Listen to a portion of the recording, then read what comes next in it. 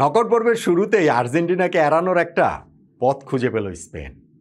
প্রথম ম্যাচে কাবো ভের্দের সঙ্গে ড্র করে ওই সংশয়ের জায়গাটা তৈরি হয়েছিল, কেননা স্পেনের গ্রুপে যারা রানার্স আপ হবে তারা আর্জেন্টিনার গ্রুপের চ্যাম্পিয়ন দলের সঙ্গে নকআউট পর্বের শুরুতেই রাউন্ড অফ 32-তে মুখোমুখি হয়ে যাবে।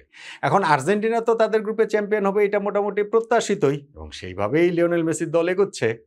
স্পেন যদি তাদের এই গ্রুপে চ্যাম্পিয়ন হতে না পারে, ধরেন তারা দ্বিতীয় হয়ে গেল, তাহলে কিন্তু নকআউট পর্বের শুরুতেই সেই মরণ আর্জেন্টিনা ভার্সেস স্পেন, যেটা খুব সহজে বিশ্বকাপ ফাইনালও হতে পারে। স্পেনের ওই সংশয়টা নিজেদের ভেতরেও যদি কিছুটা থেকে থাকে, নিশ্চিতভাবেই ছিল ভাই, কাবো ভের্দেকে হারাতে পারেনি, সংশয় জায়গায় তৈরি হবে না কেন? কিন্তু আজকে আবার তারা সৌদি আরবকে স্রেফ তুড়ি মেরে উড়িয়ে দিয়ে সেসব সংশয়ও উড়িয়ে দিয়েছে। এবার বিশ্বকাপের শিরোপা জয়ের অন্যতম ফেভারিট যে স্পেন, আজকের এই ম্যাচটাতে তারা বুঝিয়ে দিয়েছে। এখন বলতে পারেন যে ভাই, সৌদি আরবের সঙ্গে ম্যাচ জেতাতে আর এত কিছু বোঝানোর কি আছে? অ্যাট দ্য সেম টাইম তাহলে কাবো ভের্দের সঙ্গে যে ম্যাচটা ড্র করেছিল সেইখানটাতে তো অনেক কোয়েশ্চেন মার্ক তৈরি হয়েছিল। সেই কোয়েশ্চেন মার্কগুলো তো আসলে মুছে ফেলতে পেরেছে অন্তত পক্ষে স্পেন আজকের এই পারফরমেন্সে। ইজিলি সেটা আরও অনেক গোল হতে পারতো। তারা ওই যে শুরুতেই 25 মিনিটে 3 গোলে এগিয়ে যাওয়ার পর আর খুব বেশি কিছু করতে চায়নি, যে অনেক গোল দিয়ে অনেক কিছু করার প্রয়োজন নেই। সেকেন্ড হাফে প্লেয়ার চেঞ্জ করে স্পেন মোটামুটি একটা কমফোর্টেবল ভিক্টরিটাই নিশ্চিত করতে চেয়েছে, এবং সেই জয়টাতে লামিন ইয়ামাল, তার কথাটাই আলাদা করে অবশ্যই বলতে হবে। দেখেন, স্পেন সৌদি আরব আজকের এই ম্যাচটাতে প্রথমত আসলে লামিন ইয়ামালের চেয়ে আমার কাছে মনে হয় স্পেনের যে কিপার উনাই সিমন, তার কথা বলতে হবে। না, অনেক সেভ করেছেন, দুর্দান্ত ওয়ার্ল্ড ক্লাস সেভ। আমরা ওই যে আগের দিনই ওয়ার্ল্ড কাপটাতে দেখলাম যে 15টা সেভ করেছেন গোলকিপার। তার আগে কাবো ভের্দের গোলকিপারকে দেখেছি, কুরাসাওয়ের গোলকিপারকে এইখানটা দেখলাম।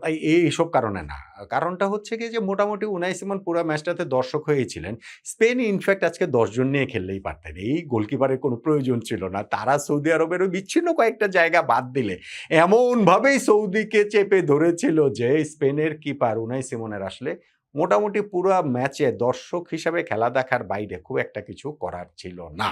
করার ছিল লামিন ইয়ামালের, সেইটা তিনি করে দিয়েছেন। করার ছিল মিকেল ওয়াইয়ারজাবালের, সেইটা তিনিও করে দিয়েছেন। স্পেশালি লামিন ইয়ামাল প্রথম ম্যাচটাতে ইনজুরির কারণে তো তিনি লাস্ট 20 মিনিট মাত্র খেলেছেন, এবং সেই 20 মিনিটের মধ্যেও বেশ কিছু চান্স ক্রিয়েট করেছেন। আজকের ম্যাচে স্পেনের কোচ ডে লা ফুয়েন্তে তাকে একেবারে ফার্স্ট 11-এ রাখেন, এবং প্রথম গোল পেতে লামিন ইয়ামালকে মিনিট 10 শুধুমাত্র অপেক্ষা করতে হয়।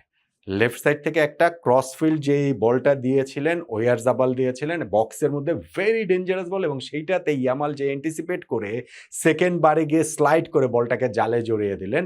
এটা অ্যাপারেন্টলি খুব সিম্পল গোল, কিন্তু এই গোলটাতে আসলে খুবই মানে আমার কাছে মনে হচ্ছে একদম ট্রেনিং গ্রাউন্ড থেকে আসলে উঠে আসা গোল। সেই প্র্যাকটিসের ফসলটাই আসলে তারা পেয়েছে। তবে সবচেয়ে মুগ্ধ করা গোল আসলে ওয়াইয়ারজাবালের ওই গোলটা, যেইখানটা থেকে রাইট সাইডে পেড্রো পোরো তিনি হচ্ছে গিয়ে বক্সের মধ্যে ওই ডিবুর মধ্যে তিনি একটা মানে লব করলেন, বলটা মাটিতে পড়ার আগেই কুকুরেয়া সেইটাকে ভলি করলেন, এইবার মাটিতে পড়ার আগে দানি অলমো হেড করলেন, এইবার সেই বলটাকে ওয়াইয়ারজাবাল জালে জড়িয়ে দিলেন। মানে এই যে মুভটা হলো 1টা 2টা 3টা 4টা, সেইটা আসলে একটা দেখার মতো মুভ ছিল। এবং স্পেনের এই কুইক পাসিং, কুইক মুভমেন্টে যে সৌদির কাছে কোনো জবাব ছিল না, সেইটাই এখানটাতে বোঝা গেছে। ওয়াইয়ারজাবাল আরও একটা গোল তিনি দিয়েছেন, যেটা আমি বললাম যে প্রথম 25 মিনিটের মধ্যেই দলটা 3 গোলে এগিয়ে যায়। ওই যে কর্নার থেকে একটা স্ক্র্যাপি একটা সিচুয়েশন থেকে বলটা তিনি হচ্ছে ওইখান থেকে জালে জড়িয়ে দিয়েছেন। টিপিক্যাল স্ট্রাইকারের গোল। প্রথম ম্যাচটাতে তিনি ভালো খেলতে পারেন নাই,